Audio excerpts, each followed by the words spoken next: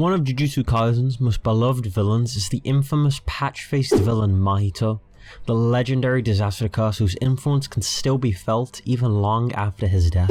But what if he hadn't died? What if he was still a threat? What if Mahito was in the Culling games?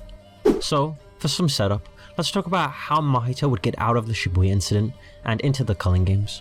And, well, there isn't an answer that's ever going to be too consistent, so for the sake of argument, we will say that somehow, or some way, Kenjaku was able to start the Culling games without absorbing Mahito, and could still change Sorcerer's brains with an alternate, but similar soul technique, thus allowing us to save Mahito and push him into the next arc. Following the Shibuya incident, Mahito would likely go into hiding to both recover his cursed energy and learn from his mistakes. At the end of Shibuya, we saw the absolute fear that Yuji put into Mahito, who the narrator shows us as a rabbit and a wolf dynamic, and I think this may have even been Mahito's own perception of the situation. Under this idea, I think Mahito's joy of torturing Yuji would morph into something much darker, a deep and twisted hatred for Yuji, and a complete desire to tear Yuji apart, similar to how Naoya saw Maki after he became a curse spirit. With this mentality, I think that Mahito would use the time until the Culling game starts to improve his curse technique and grow closer to his true form, ultimately being able to fully maintain the form. We kind of need to have this be the case so we can actually have an interesting discussion, since a base Mahito is probably going to get ragdolled by most of the Culling games, but a stronger ISB? Now that's something that's pretty interesting to talk about. Everything should play out the same all the way up until Yuji and Megumi are separated in the Tokyo colony, and here is where multiple scenarios can take place. Upon hearing of Kenjaku's plans for the Culling games, I think Mahito would be able to predict that Yuji would be joining to stop Kenjaku and kill curses like he had told Mahito before. Mahito would then likely join the Culling games a little later than our protagonist group, but before anything major happens. Here is where our what if divides into different routes. For simplicity, we will number these scenarios 1 to 3, and for the sake of my own sanity and time, we will divide this what if into 3 parts to include as much detail in each one as possible, and to bring the best experience possible. So then, this video, scenario 1, assumes that Mahito enters the Sendai colony. In all 3 scenarios, I see Mahito acting extremely similar to how we saw Kashimo act, ruthlessly pursuing any sorcerer in sight to try and find out where Yuji Itadori can be found. Eventually, after some time of searching, I think Mahito would stumble upon Yuta okkotsu. And a question here is, does Mahito find Yuta before, during, or after his fight with the 4 pillars? And what I think is most interesting is if he encounters Yuta during the Sendai 4 fight, mostly because after the fight, Yuta is perhaps one of the strongest sorcerers known to man, and before the fight, Yuta is restricted by the humans he is caring for, so the perfect scenario is in the middle. Mahito would join the fight a little bit after Kurorushi is killed. Sensing the massive volume of curse energy Yuta has, I think Mahito would attempt to maintain his distance and skirt along the edges of the fight to hopefully wait for an opportunity to take out Ryu, Oro, and Yuta all in one go with his domain expansion. Unfortunately for Mahito, however, I do think that the pillars, or Yuta, would not stand around and let him do this, since they are all displayed to be pretty competent combat instincts wise, and would likely quickly understand Mahito's intentions. The first attack would come from Ryu and would be directed at Mahito with a granite blast. Seizing the opportunity, Oro would use this chance to observe Mahito before she commits to an attack, whilst Yuta uses the shift in attention from Ryu to close in, getting into close quarters combat with Ryu. Mahito is going to get hit by the granite blast.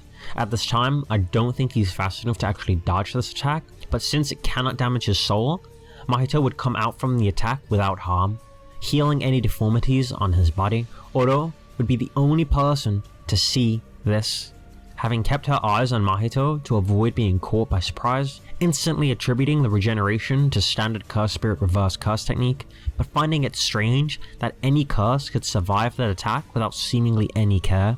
Mahito at this point is going to realize that hanging back isn't going to get him any closer to finding out where Yuji is, and might lose his chance if one of the 3 dies, deciding to head towards Oro and still keeping a cautious distance from Yuta.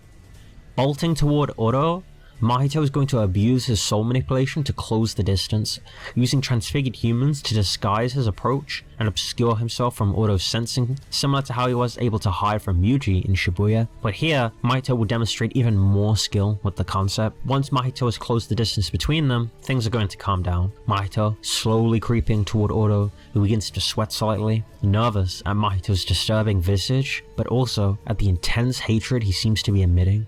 "Where is Yuji Itadori?"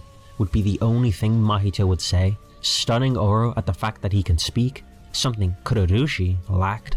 "Who?" This would be Oro's only response before Mahito lunges toward her, ready to fight. Here is where things can get tricky. Oro herself is capable of somewhat keeping up with okkotsu and keeping Ryu in a deadlock with the other pillars, and her sky technique is perfect for keeping away Mahito's hands, which he needs for his kill shot moves, outside of the standard punches and so. So Oro and Mahito are likely in a standstill for quite some time, with neither being able to actually land any significant damage on the other, or any damage at all really. But with Mahito on the constant offensive, keeping Oro on the back foot, but slowly whittling away at her cursed energy. Meanwhile, in the distance, Yuta and Ryu will be clashing it out, with Yuta's cursed energy dropping steadily, but not needing to summon Rika just yet. Pretty quickly, Oto is going to realize that if things continue like this, then she is going to die, as by this point, she would have discovered that she cannot harm Mahito, who has realized his true form and has become incredibly durable. Oto, by this point, may begin contemplating domain expansion.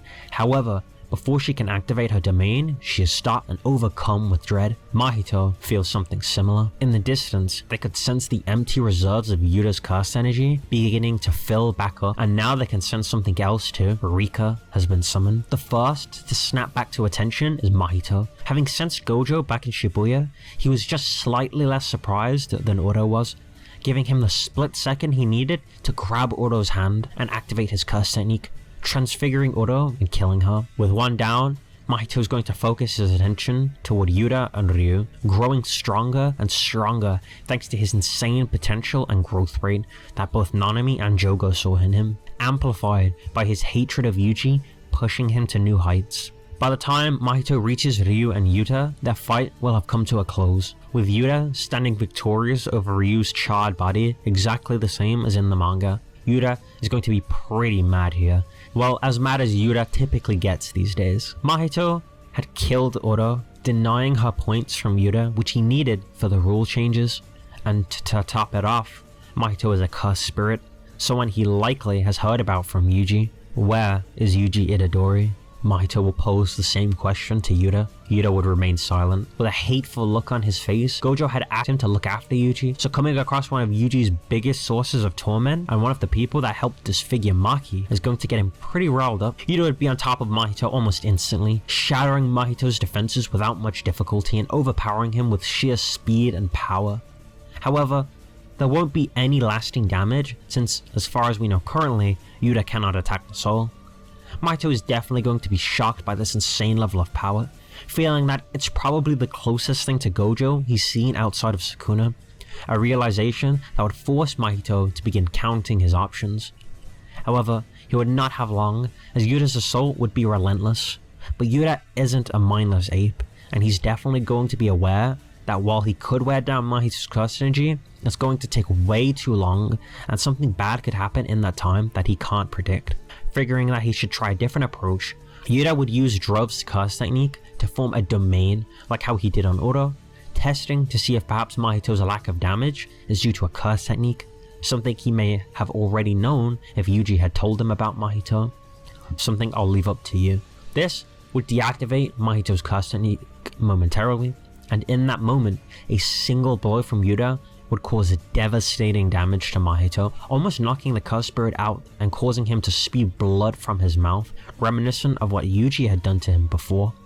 Enraged, Mahito would begin to have flashbacks of those fights with Yuji and reaches his limit, screaming out domain expansion. Quick to react, Yuta would open his own domain as well, locking them both in a domain struggle. Now, due to us not knowing too much about Yuta's domain, all I'll say here is that after a brief clash, the domains collapsed due to incompatibility. With Mahito injured and beginning to run out of cursed energy, he would try one desperate attempt to attack Yuta, refusing to run from another sorcerer like he did with Yuji. to which a single blow through Mahito's chest from Yuta would exorcise the cursed spirit. If Mahito was in the Sendai colony, he would fall in the face of the special grade sorcerer Yuta Okkotsu. And that concludes part 1. If you enjoyed this video, please like and subscribe, share it with your friends, it means more than you can imagine. Thank you for watching, and have a wonderful day.